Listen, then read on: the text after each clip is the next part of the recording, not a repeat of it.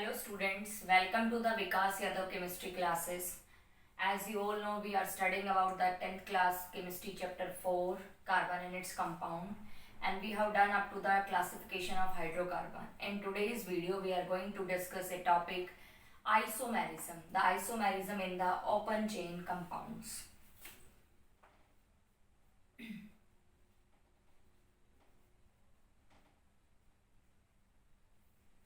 Isomerism in open chain compounds.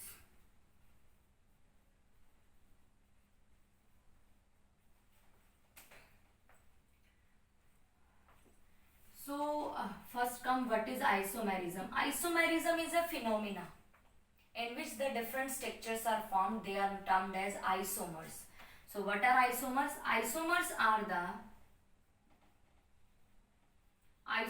are the different structures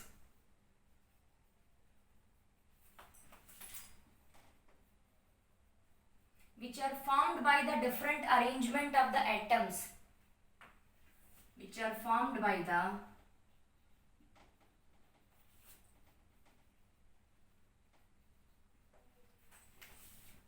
different arrangement of atoms.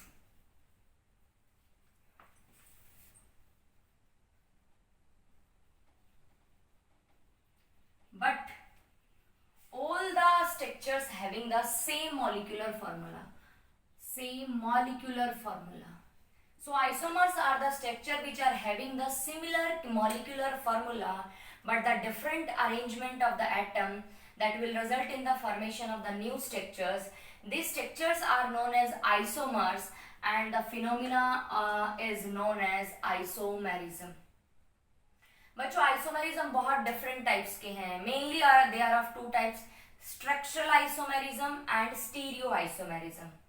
Structural isomerism में की भी further बहुत सारी type है. They are may be chain isomers, they may be position isomer, they may be functional isomers. तो बहुत सारे type के हैं. एंड स्टीरियो जहाँ पर ज्योमेट्री आपके कंपाउंड की स्पेस में डिफरेंट होती है. But in the 10th class chemistry we will discuss only about the chain isomers actually of the open chain compound. Let's see ये क्या होता है. तो भाई हम देखते हैं अलग अलग एलिमेंट्स की स्ट्रक्चर. तो ये सब बातें सबसे बेस्ट समझ में आएगी when I take the example. Suppose I take C4H10. Alkane है ये, alkane. The name of this alkane is butane. Below the 4 मतलब 3 कार्बन कंपाउंड्स तक आप देखेंगे आइसोमर्स पॉसिबल ही नहीं है. C3 कार्बन तक के एटम्स के बीच में structural isomerism, specially the chain isomer, क्योंकि उन एटम्स को आप डिफरेंटली कितनी भी तरीके से अरेंज करें तो you will get the same. There is no formation of the new structure. So the chain isomers or the isomerism in case of 3 carbon atoms is not up to the 3 is not possible, because when you arrange the atoms in the different way you get the same result. There is no formation of the new structure. So then after a isomerism in the open chain compound come in the case of butane जिसके अंदर 4 carbon है. तो क्या होगा? First you have to draw the all the 4 carbons in a straight chain, and you complete all the valencies of the carbon with the hydrogen. So this is one of the structure of C4H10. Next one क्या possible हो सकती है? आप 3 carbon को chain में रखिए, 3 carbon को chain में रखिए, एक को निकाल लीजिए, उठा लीजिए. आप चेन से उठा लिया तो चेन में 3 बचे. अब एक कार्बन से ब्रांच करना शुरू करिए. कोई बच्चा यहां पर ब्रांच करेगा, कोई बच्चा यहां पर ब्रांच करेगा, और कोई बच्चा यहां पर ब्रांच करेगा. तो बच्चों यू विल फाइंड ये क्या बन गई? फिर से स्ट्रेट चेन बन गई. ये क्या बन गई? ये फिर से स्ट्रेट चेन बन गई.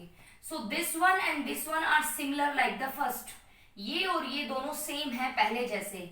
इसमें भी एक 4 कार्बन की स्ट्रेट चेन है, इसमें भी 4 कार्बन की स्ट्रेट चेन है, और जैसे कि फर्स्ट केस में 4 कार्बन की स्ट्रेट चेन है. So these both are similar as like the first one. तो ये दो कोई नई स्ट्रक्चर नहीं है.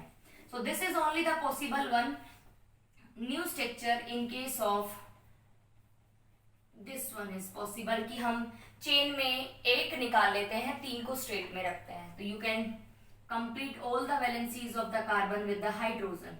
This is the second one possible structure. देखेंगे फॉर्मूला सेम है, वही 4 कार्बन है इसमें एंड टोटल 3, 3, 6, 9 और 1, 10 हाइड्रोजन है। So molecular formula is same but the arrangement of atom different, that will result in the formation of a new isomer. Third और possible करके देखते हैं। अब चेन में 2 रख लेते हैं, 2 से ब्रांच करें, या तो दोनों सेम कार्बन पर ब्रांच कर सकते हो या दोनों अलग अलग पर ब्रांच कर सकते हो।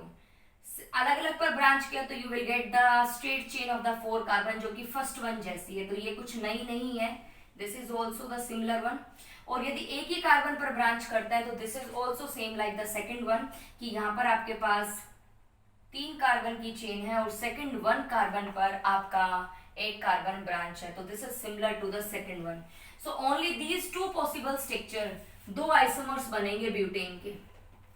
नाम क्या होंगे अभी हमने नेमिंग टॉपिक सीखा नहीं है, तो मैं आपके साथ नेम शेयर नहीं करी। जब हम नेमिंग से वाकिफ हो जाएंगे then you will come to know what is the name of that.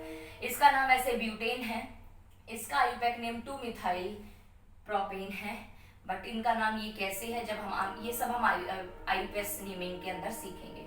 सो है हम आइसोमेरिज्म टॉपिक पर फोकस कर रहे हैं, तो ओनली C4H10 के 2 आइसोमर पॉसिबल है, the straight chain and this one. I came to the next one. कोई C5H10 के बनाते हैं, C5H12 actually pentane, C5H12 pentane के आइसोमर्स बनाने की ट्राई करते हैं जिसके अंदर 5 कार्बन है। So you draw 5 carbon in the straight chain and you complete all the valencies of the carbon with hydrogen. तो स्ट्रेट चेन में ये आपके कंपाउंड बन गया। नेक्स्ट आप क्या करिए, 4 को चेन में रखिए, एक कार्बन को निकाल लीजिए ब्रांच करने के लिए। कोई 1 पर इस कार्बन पर ब्रांच करेगा, कोई सेकंड पर ब्रांच करेगा, कोई कहेगा मैं इस पर ब्रांच करूं और कोई कहेगा मैं इधर ब्रांच करूं। मैंने सभी पर केस ब्रांच के ले लिए हैं। तो बच्चों दिस वन इज सिमिलर, यहां से चलना शुरू किया आपने देखा ये स्ट्रेट चेन है सेम एज फर्स्ट, तो ये कोई नई नहीं है। लास्ट वन पर चलिए, यहां से चलना शुरू किया या यहां से चलना शुरू किया, you will follow, you will see a straight chain will be formed of 5 carbon. This is also similar to the first one. ये 2 नए आइसोमर बने लेकिन ये दोनों आपस में सेम है। यहां से देखेंगे 4 की चेन है, 4 की चेन है, सेकंड कार्बन पर ब्रांच है। आप इधर से इसको देखेंगे तो ये सेकंड कार्बन हो गया है हमारे लिए, तो यहाँ पर ये सेकंड ब्रांच है। So both are similar to one another, मतलब both are similar, they are same with each other. So ये दोनों में से कोई एक उठा लें, that is the second case जो कि ब्रांच का बनेगा। तो this one is the next structure, possible isomer structure. तो मैंने एक कार्बन से हर एक कार्बन पर ब्रांच करके देख लिया और मैंने इतने एग्जांपल्स लेने के बाद मुझे एक बात समझ में आई कि मैं कभी भी टर्मिनल या एंड वाले कार्बन पर ब्रांच नहीं करूं। यदि मैं ब्रांच करती हूं तो I will get the same as before जो मैं बना चुकी हूं। सो कभी भी कॉर्नर या एंड वाले कार्बन पर आप लोग ब्रांच ना करिए। Now came to the third one possibility, क्या करें, अब चेन में 3 रख लेते हैं, 2 को निकाल लेते हैं, 2 को ब्रांच करते हैं, 2 से ब्रांच करना शुरू करते हैं। तो बहुत सारी पॉसिबल स्ट्रक्चर बनने की आप सोचेंगे। कोई 1 और सेकंड पर ब्रांच करेगा, कोई कहेगा कि मैं सेकंड और थर्ड पर ब्रांच करूं, कोई कहेगा कि फर्स्ट और थर्ड पर ब्रांच करूं। देखिए ये वाला केस सेम है, यहां से चलना शुरू किया या यहां से चलना शुरू किया, you will find a straight chain of 5 carbon as same as first one. तो कभी भी कॉर्नर पर ब्रांच करिए ही ना, क्योंकि करेंगे तो आपको सेम रिजल्ट्स मिलेंगे। यहाँ पर भी आपको सेम रिजल्ट मिलेगा। यहाँ से चलना शुरू किया, 4 की चेन और नंबर 2 पर ब्रांच बना चुके हैं, 3, 4 की चेन और नंबर 2 पर ब्रांच सारे हम बना चुके हैं, ऑल आर सेम। एक और पॉसिबिलिटी, तो मैंने अलग अलग कार्बन पर ब्रांच किया, अब आप 3 को उठाइए और सेम कार्बन पर ब्रांच करिए। टर्मिनल वाले कार्बन पर ब्रांच ना करिए, करके भी देखेंगे तो आप पाएंगे कि आप सिमिलर बना चुके हैं, सेम बन चुके हैं। तो you will branch at number this carbon, so you will get a new structure, new isomers which is having the same formula C5H12, 5 carbon है और 12 हाइड्रोजन है। So these are the possible 3 structure in case of pentane, जो 3 isomers बनेंगे pentane के। तो ये थे structural isomer. तो देखो यहाँ पर एक चेन की टाइप है, यहाँ पर 5 की चेन है, यहाँ पर 4 की चेन है, यहाँ पर 3 की चेन है, ब्रांचिंग कर दिया है, that will result in the formation of the new structure, but the condition is what, all are having the similar molecular formula, so they are isomers of each other. I take the last example, C6H14 in case of hexane. How you draw the possible isomers of hexane? C6H14 hexane. You will arrange all the 6 carbon in a straight chain.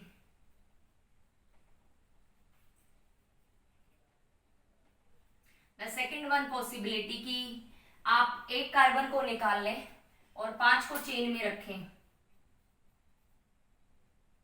और एक carbon से branch करना शुरू करें। इतने example देखने के बाद मैं कॉर्नर वाले कार्बन पर ब्रांच नहीं करूंगी क्योंकि मुझे पहले जैसा सेम रिजल्ट मिलेगा। अब बच गए ये 2 कार्बन, इन दोनों ये दो इधर से ब्रांच करेंगे तो ये सेकंड, इधर से करेंगे तो ये सेकंड, किसी एक पर ब्रांच कर लीजिए। You will get the new structure और new possible isomers. The third one possibility, 5 को ही रखिए चेन में, नंबर 2 पर ब्रांच कर चुके, नंबर 3 बाकी है, तो this one is the possible structure, this is the new structure isomer of this hexane. The fourth one, अब मैं चेन में 4 रखती हूं और 2 से ब्रांच करूंगी, 2 से सेम पर ब्रांच करूंगी,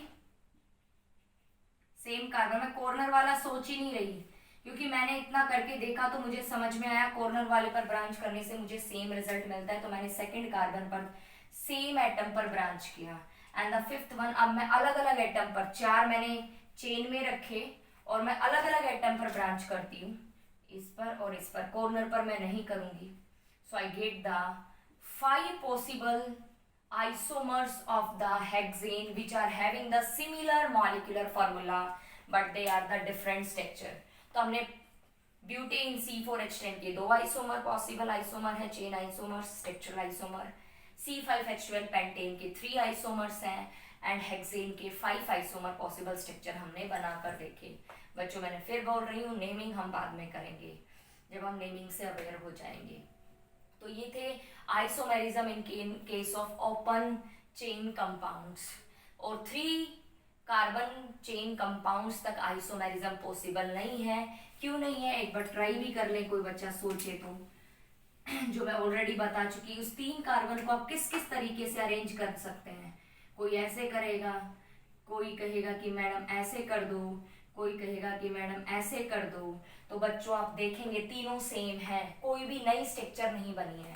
all are the straight chain, all are the straight chain, all are the straight chain compounds. There is no possible new structure of formation of isomers. So this is all about the isomerism up to your standard. Okay बच्चों, now I came to the next one topic, that is functional group। functional group,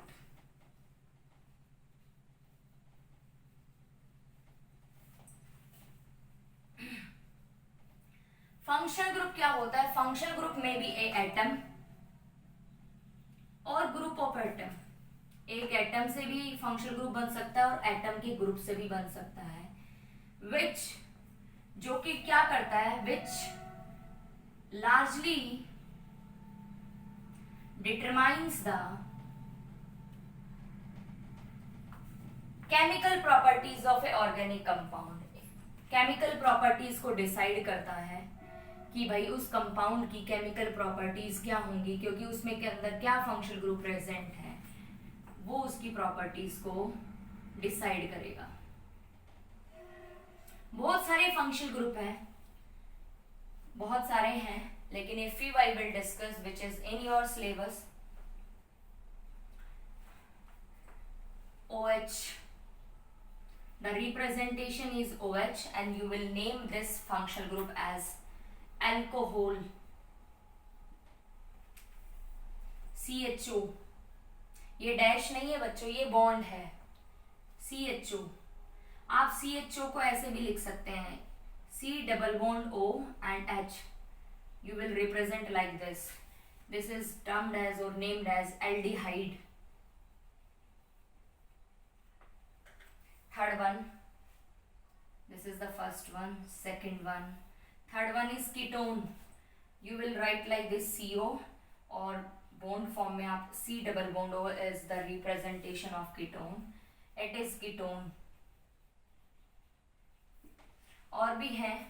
Fourth one is COOH.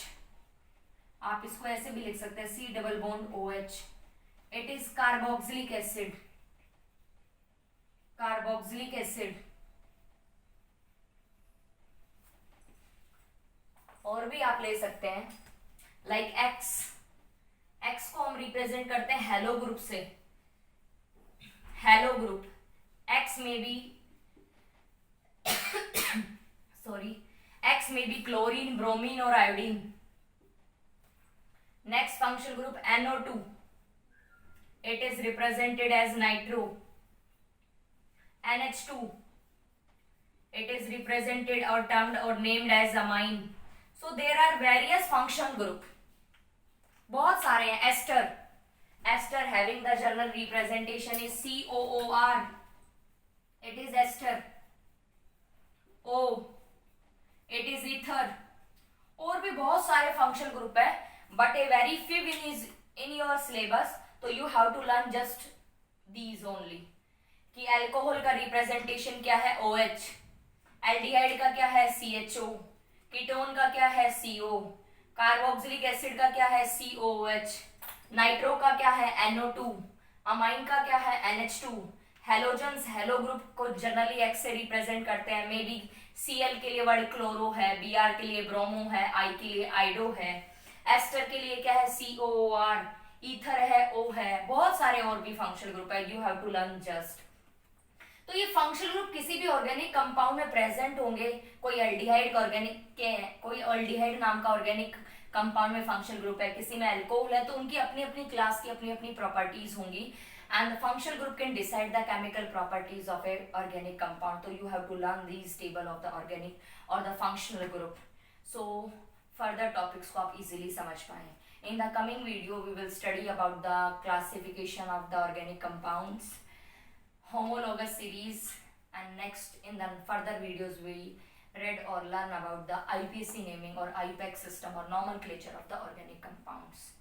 With this, I am ending this video. I hope you all enjoy this, and please press the like button, students.